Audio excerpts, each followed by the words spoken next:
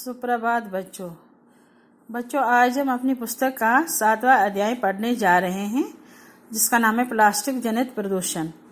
ये एक लघु नाटिका है, छोटी नाटिका है। इसका लेखक है विभागी। बच्चों मैं आपको इस पाठ का सार संक्षेप में बताऊंगी कि ये कहानी क्या है। प्लास्टिक जनित प्रदूषण पाठ एक लघु नाटिका है। ये एक नाटक है जिसमें किसी सरकारी विद्यालय परिसर में आयोजित समारोह का वर्णन किया गया है। ये एक सरकारी विद्यालय है, जिसका नाम परिसर एक जगह का नाम है। वहाँ इस समारोह का वर्णन किया गया है। विद्यालय में शिक्षा मंत्री पधार रहे हैं। विद्यालय में कौन आ रहे हैं? शिक्षा मंत्री।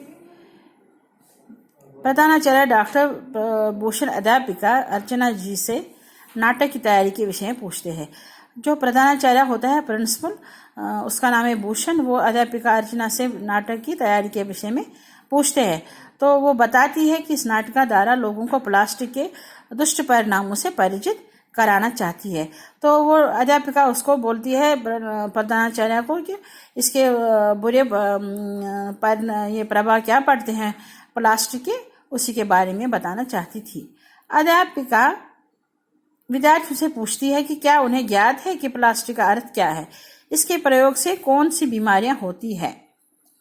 अध्यापिका बच्चों से पूछती है, आपको पता है कि प्लास्टिक का अर्थ क्या है, इससे कौन सी बीमारियां फैलती है, इससे प्रदूषण कैसे फैलता है। विद्यार्थी संख्या 1 उनसे पूछता है कि प्लास्टिक के प्रयोग से तो बहुत सुविधा हो गई है, फिर ये हानिकारक कैसे है। एक विद्यार्थी अध्यापिका से कहता है कि प्लास्टिक से तो बहुत आसानी आई है, ये नुकसानदायक कैसे है। दूसरा विद्यार्थी इसका अर्थ तथा इसके प्रयोग से उत्पन्न बीमारियों के विषय पूछता है। दूसरे ने बीमारियों के बारे में पूछा। अध्यापिका जी बताती है कि प्लास्टिक ग्रीक शब्द प्लाटिको से बना है। इसका अर्थ है आसानी से नमनीय पदार्थ। अध्यापिका बोलती है कि ये प्लास्टिक शब्द जो है ये कहाँ का है, ये प्लाटिको से बना है। इसका अर्थ है आसानी से गीला हो जाना।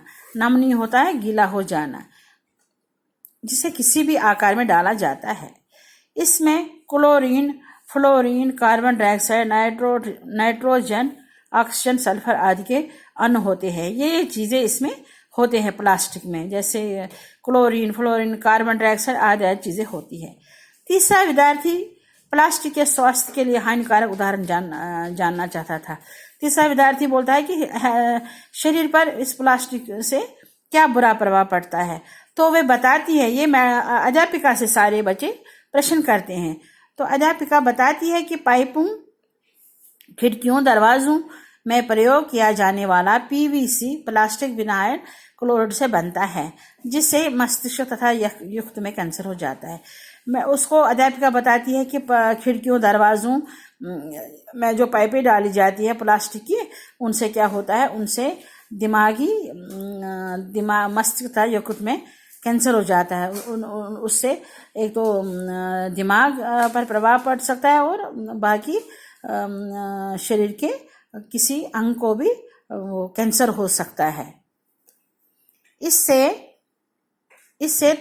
त्वचा पर दाने, दमा तथा सांस संबंधी बीमारियां हो जाती है। और वो अध्यापिका बताती है इससे, इस प्लास्टिक से जो इतना असर पड़ता है कि त्वचा, जो शरीर के ऊपर की खाल होती है, उस पर दाने पड़ते हैं, दमा हो जाता है तथा सांस लेने में भी तकलीफ हो जाती है। अब चौथा विद्यार्थी बताता है।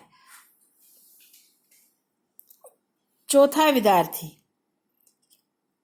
विद्यार्थी के इस प्रश्न के भारत और विश्व में कितना प्लास्टिक निकलता होगा। चौथे विद्यार्थी ने प्रश्न किया है कि भारत और सारे संसार में कितना प्लास्टिक निकलता होता होगा। अध्यापिका जी बताती है कि भारत में प्रति वर्ष 700 टन प्लास्टिक तथा विश्व में 7000 टन है। इस पर अध्यापिका उसको उत्तर देती है कि भारत में हर साल 700 टन प्लास्टिक निकलता है तथा संसार में 700 टन। भारत में 2001 से इसकी मांग 4.0 मिलियन टन थी। आज इसका बाजार 2500 करोड़ का है। वह बताती है कि जर्मन के पर्यावरण वैज्ञानिक के अनुसार 5000 पॉलिथीन बैग तैयार करने पर 17 किलो सल्फर डाइऑक्साइड गैस वायुमंडल में घुलती है। अध्यापिका आगे विद्यार्थियों को बताती है कि जर्मनी एक देश का नाम है कि वहाँ पर्यावरण वैज्ञानिक के अनुसार वहाँ पर्यावरण विभाग है, वहाँ वो साइंसदानों ने तजुर्बा किया है। वो बोलते हैं कि 5000 पॉलिथीन बैग, अगर 5000 पॉलिथीन बैग तैयार करेंगे तो 17 किलो सल्फर डाइऑक्साइड, तो उससे 5000 पॉलिथीन बैग तैयार करने से 17 किलो सल्फर डाइऑक्साइड गैस जो होता है वो हवा में मिल जाती है, वायुमंडल में घुलती है, वो हवा में मिल जाती है और हवा को दूषित कर देती है। इससे वायुमंडल, नदियां, तालाब, झीलें प्रदूषित हो जाती हैं। और ये जो 17 किलो सल्फर डाइऑक्साइड गैस हवा में मिलती है, इससे क्या होता है, वायुमंडल में हवा पर प्रभाव पड़ जाता है, नदियां पर भी प्रभाव पड़ जाता है, तालाब गंदे हो जाते हैं, झीलों में भी प्रदूषण छा जाता है, तथा पेड़ पौधे जो होते हैं, फसल जो होते हैं, खेतों में जो फसल होते हैं, और पशुओं पर और मानव को भी हानि पहुंचाती है, और ये इंसानों को भी नुकसान पहुंचाती है। अर्थात अध्यापिका का कहना है कि ये जो प्रदूषण निकलता है पॉलिथीन के बैग बनाने से, ये सारे संसार को प्रदूषित करती है, जिसमें झीलें भी आती है, तालाब आते हैं, नदियां आती है, पेड़ पौधे आते हैं, फसलें आती है, पक्षियां आते हैं, इन मानव आते हैं, उनको ये हानि पहुंचाते हैं। सन 2000 ईस्वी में लखनऊ में गायों के पेट ऑपरेशन से 8 से 10 किलो तक प्लास्टिक कचरा निकला था। किसी प्रयोगशाला में वो वैज्ञानिकों ने वो तजुर्बा किया है, प्रयोग किया है कि वहाँ कहते हैं कि 2000 ईस्वी में लखनऊ में गायों के पेटों का ऑपरेशन किया गया, और उनसे क्या निकला, अंदर उनके पेट से निकला 8 से 10 किलो तक प्लास्टिक कचरा निकला था। कहीं गायों को ऑपरेशन किया होगा वहाँ लखनऊ में, तो उनके पेट से 8 से 10 किलो तक प्लास्टिक का कचरा निकला है। तो ये भी एक प्रदूषण है कि जो उन्होंने वो खाया है, वो कचरा, वो उनका असर पड़ा जानवरों पर भी। भारत सरकार ने सन 1999 ईस्वी में plastic manufacture and uses rules बनाए थे। बच्चों आगे बोलते हैं, भारत सरकार ने 1999 में प्लास्टिक जो बनाते हैं, मैन्युफैक्चर होते हैं, जहाँ बनाया जाता है प्लास्टिक की चीज़ें, वहाँ भारत सरकार ने कुछ रूल बनाए थे, कुछ नियम बनाए थे, जिनके अंतर्गत आर्थिक दंड, कड़ी सजा, प्रतिष्ठान बंद करने, बिजली काटने आदि के प्रावधान थे। उस पर क्या रूल बनाए गए थे, उस पर बोलते थे जो प्लास्टिक का बुरा उपयोग करेगा उसके लिए दंड रखा था, सजा रखी थी, कड़ी सजा रखी थी, प्रतिष्ठान बंद करने, उनके दुकानें जो धंधे थे वो बंद कर सकते थे, बिजली काट देते थे उनकी, और आदि नुकसान उनको पहुंचाते थे भारत सरकार।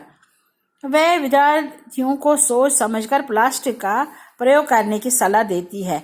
और भारत सरकार क्या करती है आगे, वो विद्यार्थियों को भी, जितने भी विद्यार्थी पढ़ते हैं कॉलेजों में, स्कूलों में, यूनिवर्सिटियों में, वो सब विद्यार्थियों को क्या देते हैं, सलाह देते हैं भारत सरकार की वो सोच समझकर प्लास्टिक का प्रयोग करे, और लोगों को भी, और बाकी लोगों को भी, बाकी मानवों को भी अच्छी राय दे, अच्छी सलाह दे कैसे प्लास्टिक का वह उपयोग करे, तथा अपने आसपास के लोगों को भी प्लास्टिक के फैलने वाले प्रदूषण से जागरूक करेंगे, तथा उनको ऐसे वो करना चाहिए विद्यार्थियों को, जो उनके आसपास रहने वाले लोग हैं, हमसाया है, सगे संबंधी है, मित्र है, उनको समझाना चाहिए कि प्लास्टिक से जो प्रदूषण फैलता है तो उससे कितना नुकसान होता है सारे संसार का, सारे विश्व का, तथा उनको उन विद्यार्थियों को, अपने सगे संबंधियों को, रिश्तेदारों को, अपने मित्रों को, अपने हमसायों को ये मशवरा देना चाहिए कि ये प्लास्टिक का उपयोग कैसे करें, इस प्रकार प्लास्टिक का उपयोग करें जिससे प्रदूषण न फैले।